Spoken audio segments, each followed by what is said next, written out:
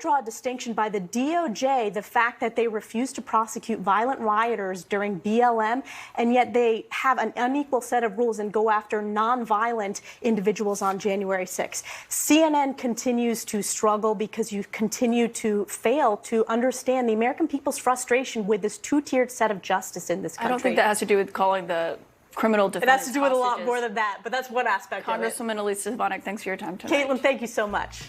Caitlin, thank you so much. I mean, just look how she said that, man. Look at that smile. That lady is an ice cold killer, and she's on the short list. She's probably right at the very, very top of Donald Trump's people he'd like to make vice president of the United States, the next vice president that we're going to have. And I'm going to show you why. And if you're anything like me, you're probably going to feel at least a little tiny bit bad for Caitlin Collins because she gets completely destroyed by the Congresswoman. And I think I've figured it out. I don't think it's because Caitlin Collins is especially unintelligent. I mean, I don't think she's super bright, but I don't think it's that. I think it's that she does not believe what she's saying. And not just in the regular gaslighting propaganda CNN kind of way. She is not a true believer. And this is what happens. This is what happens when you start your career as a conservative, but you follow the money into state-sanctioned propaganda. You don't have a belief system to rely on.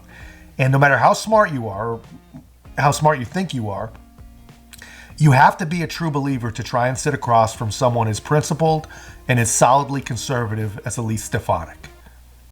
And joining me now, New York Republican Congresswoman Elise Stefanik, the House Republican Conference Chair and the highest-ranking woman in House leadership. I should note, Congresswoman, thanks for being here on this busy day. I'm just curious what it says to you about the U.S. that the Supreme Court is even hearing an argument like this about a former president and whether or not he violated the insurrectionist clause. Well, it shows that the left and the Democrat Party and Joe Biden's campaign, they know they're going to lose at the ballot box, which is why you're seeing lawfare, you're seeing witch hunt after witch hunt, court case after court case, going after Joe Biden's top political opponent, which is Donald Trump. And today was a very bad day for Joe Biden. It was a very bad day in court for the left. It was a very bad day for the Colorado bogus court case. It was a very good day for President Trump, and it was a good day for the Constitution and the American people.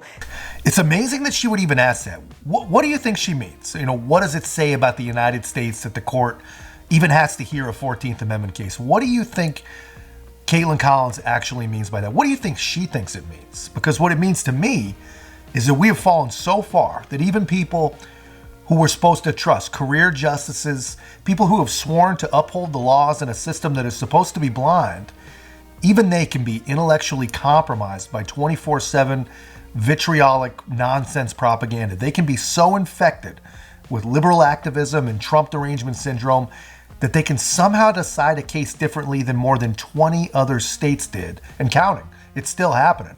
And they've decided it so wrongly. They've decided it so wrongly that they essentially got laughed out of the Supreme Court in less than 2 hours. I mean, Collins, she seems to want to intimate that this says something about the country or something about Donald Trump. And Stefanik is right. Anything this says is about election interference of democracy protecting Democrats. And she's right. That was a very, very good day. That was a great day for a lot of reasons. And I'll keep it going, guys. There's some really, really good stuff coming up. But first, if you haven't already, be a part of this channel's growth. This is going to be a really, really important year to get conservative voices heard. And I can't do it without your help. So make sure to like, comment, subscribe, and most importantly, share. Take a look.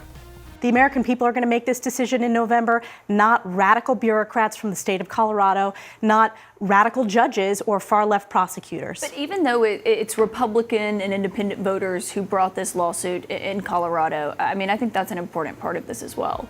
The left keeps saying that, but these were Republicans bringing these cases. What a tribalist view. Oh, are we supposed to be like, oh, it's Republicans doing all the frivolous lawfare? Well, shit, I guess it's okay then. We shouldn't have a problem with it. No. That's not how it works. And even if it did work that way, these people are as Republican as Elizabeth Warren is Native American. This is a witch hunt against President Trump, and it is not a coincidence that it is while President Trump is skyrocketing in the polls. Meanwhile, we saw a disastrous day for Joe Biden. Joe Biden started this week plummeting in the polls, the weakest polling for a modern-day president, an incumbent president, and yet you saw a feeble mental acuity lacking in the President of the United States just today. So this is a horrible day. It's a disastrous day for Joe Biden. It's a winning day for Donald Trump, and the Supreme Court case is likely to you have multiple liberal justices that side with the conservative justices in this case, siding for the Constitution. So you think that the court here is going to rule and overturn the Supreme Court in Colorado's decision? Absolutely. And you heard questions, whether it was from Justice Elena Kagan, you heard multiple questions from the liberal justices who are likely, I believe this could be a 9-0, an 8-1, or a 7-2 case. So the next thing that the Supreme Court could potentially take up is the question of Donald Trump's argument, his assertion of presidential immunity. If you trust the Supreme Court's decision on the 14th Amendment, will you accept what they decide on presidential immunity as well? Well, certainly I will have something to say when the court makes that decision, but I already have put out a public statement. Of course, the president has presidential immunity. You can't handcuff a sitting president of the United States for future presidents to go after them. It would not allow them to do their job in their official capacity. So that was a wrong-headed decision. I expect the Supreme Court will overturn that as well. The appeals court decision. Yes. Does that extend to President Biden? Do you think that he can do whatever and not get prosecuted as well? Well, that's what the Trump campaign put out. They said this is a very slippery slope because it means that if you're of an opposing party, that you could go after your predecessor based upon policy disagreements or official acts. So that's why this is so egregious. And the reality is, Caitlin. So a lot of people are missing the point of what absolute immunity is or what presidential immunity is. It doesn't say that you can go out and do anything you want. The Circuit Court of Appeals, they played all that ridiculous SEAL Team 6 hypothetical stuff. They don't even seem to understand it. Absolute immunity is immunity for a federal official for anything that may arise during the course of their normal duties, doing their actual job. That's all it is. It's the same thing that Barack Obama hid behind when he droned between 348 to 800 innocent civilians. So please, by all means, left, let's get rid of it.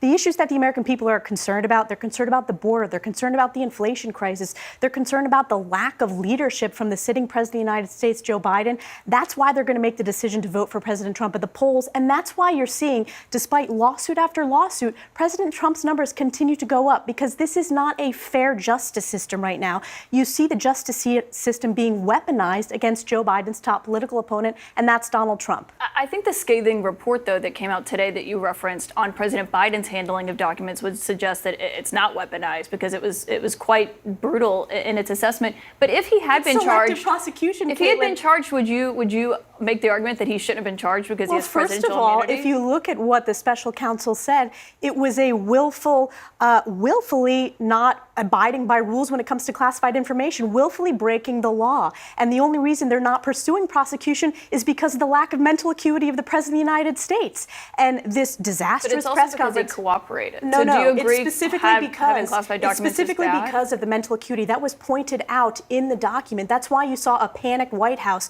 forced out a doddering, unfit President of the United States for a disastrous press conference to trying to clean it up, and it only did more damage. The reality, Caitlin, is Donald Trump is going to win this November, and Democrats are spiraling out of control because they see that Joe Biden continues to plummet. His polls are going to go down much further tomorrow based upon that horrific press conference today, and it's selective prosecution. The fact that it's not even a slap on the wrist when the prosecutor himself, the special counsel himself, but it is not a slap on the wrist when they that if specifically Donald say Trump, we're not pursuing that prosecution. But they talked, a big part of this is that President Biden went and sat down with them for 2 days, over the course of 2 days. Obviously, that's the interview that you're talking about, where they talked about his age. Donald Trump hasn't cooperated. Don't you just think if he had cooperated, he could be in the same situation? This is at the behest of Joe Biden. But if he had cooperated, don't you think he could be in the same situation? First of all, there is a difference here. Biden? President Trump has, according to the Presidential Records Act, he has declassification authorities. Joe Biden does not have that when he was Vice President of the United States. Joe Biden also had classified documents when he was a sitting senator. That is not covered by the Presidential Records Act. So to say... I've read the Presidential Records Act. It also doesn't give Trump the authority to just take documents and keep them in a ballroom. This was a raid on Mar-a-Lago, Caitlin, versus working with Joe Biden and saying he willfully broke the law but refusing to prosecute. But it that's is selective prosecution. That's my point, because Trump did not hand over the documents for more than a year. Jim Trusty could tell you that. From the DOJ, from Joe Biden's DOJ, ordered by Merrick Garland not to prosecute against Joe Biden, even though it specifically found that he willfully broke the law. It was an independent special And on top of that, counsel. the reason why they're not prosecuting is because they say he's mentally unfit to put in front to pursue that. That is unheard of, and it is selective prosecution, and it's why people inherently know across this country if your last name happens to be Biden or Clinton, you get to live by a different set of rules than everyday average Americans. I told you, man, if you plan to sit across from a principled believer like Elise Stefanik, you've got to be a believer yourself. At the very least, you've got to be prepared. This lady is not screwing around. She's not getting thrown off by any of these lazy misdirections. She's going to say what she wants. She's going to say what she came to say, and she's going to say it the way she wants to say it. And I think her point is pretty simple. The party that says no one is above the law is now saying a president who for 40 years willfully concealed state secrets is above the law because he just can't be trusted to remember that he even did it. And they also say it's okay that he shared classified information with his ghostwriter, who destroyed the evidence after finding out the feds were coming to talk to him, by the way. But it's okay that he shared secrets with this guy because those secrets, they didn't even make it into the book. So no harm, no foul. This from the very same people who believe in their bones that Donald Trump disclosed secrets to his Australian billionaire friend, and then that's the greatest crime of the century. But no, Biden is above the law because unlike Trump, he cooperated. And also unlike Trump, he's not mentally fit to stand trial. And also unlike Trump, after considering all the previous facts, the left believes that Biden should be president and Trump shouldn't. These people believe this shit, man, but just a little bit of food for thought. Even when you're in mental decline, even when you didn't mean to do it, even when you cooperate, if we live in a place where no one is above the law, you still get held accountable. You just might end up with a different punishment than someone who still has a working brain. Hunter Biden would disagree with that, and I will note Robert Hunter Kerr Biden got is a sweetheart deal. Let's talk about He's that. been indicted Let's by talk the more about the corruption of the Biden Hunter family. Biden was indicted, and he's got a special counsel. This was a special counsel And then made got a this sweetheart decision. deal from Joe Biden's DOJ. I want to talk about you because I think, in a lot of your public appearances and your public comments and the resolutions that Republicans are introducing on Capitol Hill that you're a part of, people want to know if you're auditioning to be Donald Trump's vice president. Have you handed over any documents or been a part of any vetting process with the Trump team yet regarding that? I'm proud to be one of the top surrogates for President Trump. I voted for President Trump in 2016. I was proud to work with him. I've worked with him on his impeachment defense team when the first witch hunt started against him, perpetrated by the Democrats and Adam Schiff. And I'm proud to be a top surrogate. I would proud to serve in a future Trump administration, but we have a lot to do. I have a lot of responsibility as the House Republican Conference Chair, and most importantly, as the representative for New York's 21st Congressional District, giving them a seat at the highest level. And we're focused on the issues that matter to the American people. The border crisis, which is raging across our country. House Republicans passed a border security bill. Joe Biden has failed. In fact, he has caused this border crisis. Also, the Republicans in the Senate. We passed a border bill. Right, we passed one that was never going to pass, a Democratic-led We passed a border bill, and you and I both know how difficult it has been historically historically for a border bill to come together. Yes, we just saw what happened with Republicans on Capitol Hill. But we got it done. House Republicans passed a border bill that Joe Biden opposed. I want to talk about the vice Biden border president. crisis is because of Joe Biden's executive action. HR2 he is a passed, Democratic president. and Joe Biden opposed that. Right, because it was Trump-era immigration The reason why policies. he opposed it is because he wants a wide-open border, which is what his executive actions caused. Well, he said he was. That is exactly right. I mean, and I love this whole well, you're just a Trumper talk. Like any congressman who is good at their job and doesn't sit through these interviews without punching back is just auditioning to be vice president. She's like, hey, why are you being so hard on me? Are you auditioning? And honestly, if I'm Stefanik, you got to take that as a compliment from someone like Collins. And Collins, she's so hooked on this idea of the bipartisan border deal that doesn't actually secure the border at all, that she probably isn't even aware of the fact that the House of Representatives actually passed a serious border bill, a real border security bill. And speaking of bipartisanship, Chuck Schumer won't even take up the bill. And no one even makes a peep about it. No one holds his feet to the fire. No one even asks him about it. But Elise Stefanik, she's the only Republican, it seems, who's willing to even go there. Next thing I have to ask you about is you've referred to the January 6th defendants as hostages. As someone who was in Israel for several weeks after October 7th and met with families of real hostages, don't you find that offensive? I've given those family members of hostages in Israel, we've hosted them among House Republicans, and we continue to stand up to make sure Israel has the right to defend itself. And Caitlin, you should be condemning the fact that the President of the United States called into question Israel at his press conference today. Meanwhile, he misunderstood and confused the President of Egypt with the President of Mexico. But I will continue to stand up for Israel's right to defend itself. And yet you have a President of the United States who issued a veto threat. I stand by my statement there, and what people are seeing seeing is an unequal Department of Justice, where on one hand you have BLM violent rioters who are not prosecuting. You're going off who are not prosecuting. You have BLM violent rioters who are not being prosecuted by the DOJ, and you have nonviolent individuals who were in the Capitol on January 6th but did not commit violent acts who are being prosecuted by the DOJ, being held. That is inherently un-American. You draw the distinction in the criminal defendants and the people who were raped and kidnapped into Gaza. I draw a distinction by the DOJ, the fact that they refuse to prosecute violent rioters during BLM, and yet they have an unequal set of rules and go after nonviolent individuals on January 6th. CNN continues to struggle because you continue to fail to understand the American people's frustration with this two-tiered set of justice in this country. I don't think that has to do with calling the criminal defendants It has to do with a lot more than that, but that's one aspect of it. Congresswoman Elise Stefanik, thanks for your time tonight. Caitlin, thank you so much.